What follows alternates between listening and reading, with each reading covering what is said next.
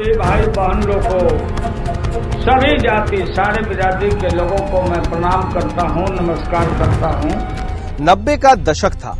केंद्र सरकार गरीब आदिवासियों और दलितों को गाय, भैंस, मुर्गी और बकरी पालन के लिए पैसे भेजा करती थी।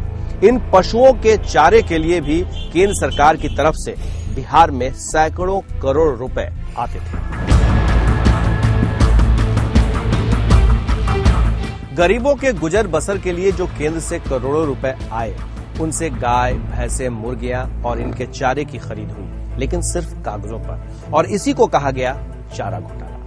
तब पशुपालन विभाग में कुछ एक लोग थे जिन्होंने एक मंडली बना ली, बल्कि इस पूरे इलाके में, और उन्होंने मिल करके सारा काम कागज पर करने का सिलसिला आरंभ किया।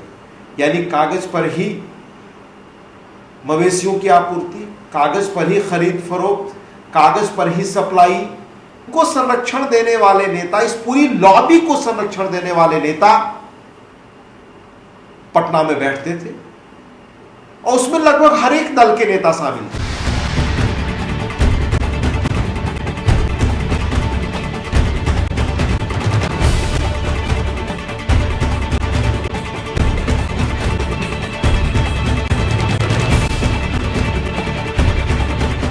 उन्नीस 1996 का साल था, तब बिहार का बंटवारा नहीं हुआ था। आज का झारखंड बिहार का हिस्सा हुआ करता था। झारखंड के चाईबासा में चारा घोटाला का पर्दाफाश हुआ।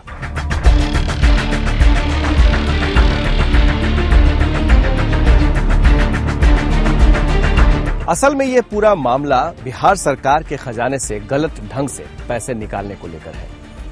कई वर्षों में इस रकम को पशुपालन विभाग के अधिकारियों और ठेकेदारों ने राजनीतिक मिलीभगत से निकाली थी। इस पूरे पैसे की बहुत बंदरबाट हुई।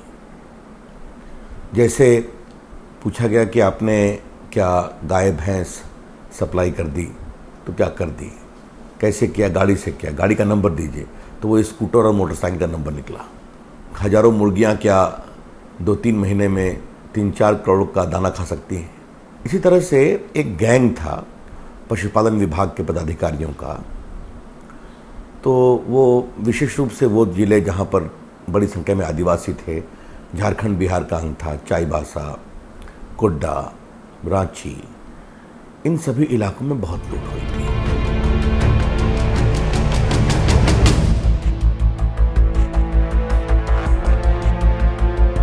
घपला धीरे धीरे सामने आया, लेकिन जांच के बाद पता चला कि यह सिलसिला कई वर्षों से चला आ रहा था। छोटे मोटे घोटाले सामने आए, लेकिन बात तब बढ़ गई जब इसकी आंच तत्कालीन मुख्यमंत्री लालू प्रसाद यादव तक जा पहुंची।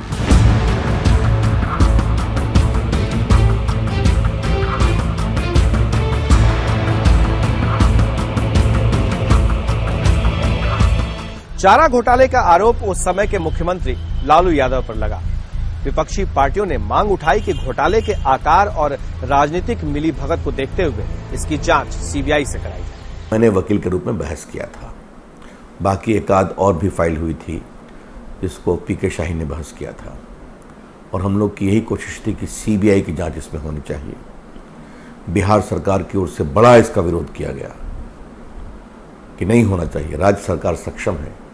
हम लोगों ने कहा कि लालू प्रसाद के मुख्यमंत्री के रूप में उपस्थिति में चारा घोटाले की ईमानदार जांच नहीं हो सकती। पटना हाईकोर्ट ने सीबीआई की जांच का निर्देश दिया था। उसके खिलाफ बिहार सरकार सुप्रीम कोर्ट आई थी, और सुप्रीम कोर्ट में भी लंबी बहस हुई थी, और सुप्रीम कोर्ट ने फिर यह बहस निर्णय दिया 1996 में कि चारा घोटाले की जांच सीबीआई करेगी।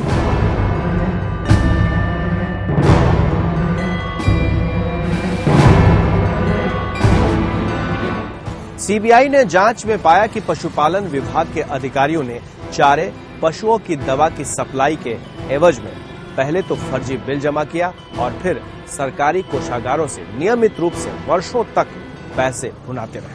आईएएस अफसर जानते थे, यहाँ से जो विधायक चुने जाते थे, चाहे किसी भी दल के, वो जानते थे, वो विधानसभा में मामला उठाते थे। पर पटना की सरकार इस तरह की जितने बातें उठाई जाती थी, जो भी मामले सामने आते थे, उनको दबाने का काम करती थी। तो अगर जगन्नाथ मिश्र की सरकार ने इसको दबाने और बचाने का काम किया तो लालू प्रसाद की भी सरकार ने दबाने और बचाने का काम किया। यह तो साफ रूप से लालू प्रसाद जी पर एक आरोप है कि सरकार के मुखिया होने के नाते उनके कार्यकाल में भी ये चीजें उसी रूप में चलती रही जैसे पहले चल रही थी और इसको वह रोक नहीं पाया। लालू यादव राबड़ी देवी पर जब केस हुआ तो ये केस रिकॉर्ड है, यहाँ निकाल के देखे महोदय। इनकम्प्लीट इन्वेस्टिगेशन को नाम यहां लिया गया कि मुख्य नंबर पर कौन आदमी का नाम है, से ना बुलाया गया हमको गिरफ्तार करने के लिए केस में।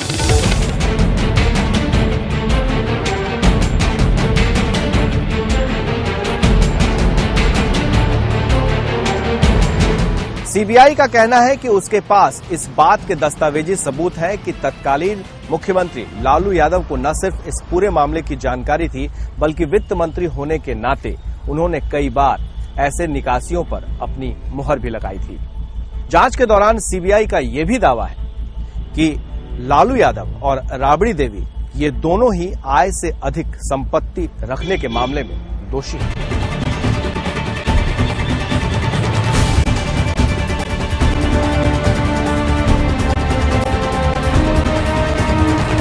ये मामला सिर्फ राष्ट्रीय जनता दल तक ही नहीं सीमित रहा, बल्कि बिहार के एक और पूर्व मुख्यमंत्री डॉक्टर जगन्नाथ मिश्रा को भी गिरफ्तार किया गया। इस मामले में कई और मंत्री भी गिरफ्तार हुए। तो ये आपका चारा घोटाला है जो 90 के दशक का बिहार का एक बहुत ही बड़ा घोटाला था। ठीक है, आज घोटाले 1,76,000 करोड़ के होते हैं 2G, आपके कोयला घोटाला 1,86,000 करोड़ का होता है।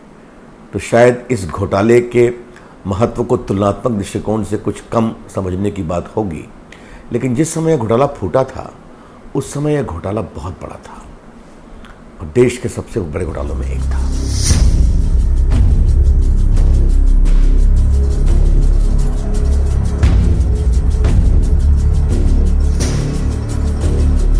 सीबीआई के आरोप पत्र दाखिल करने के बाद लालू यादव को मुख्यमंत्री पद से इस्तीफा देना पड़ा। बाद में सुप्रीम कोर्ट से जमानत मिलने तक उन्हें कई महीनों तक जेल में ही रहना पड़ा।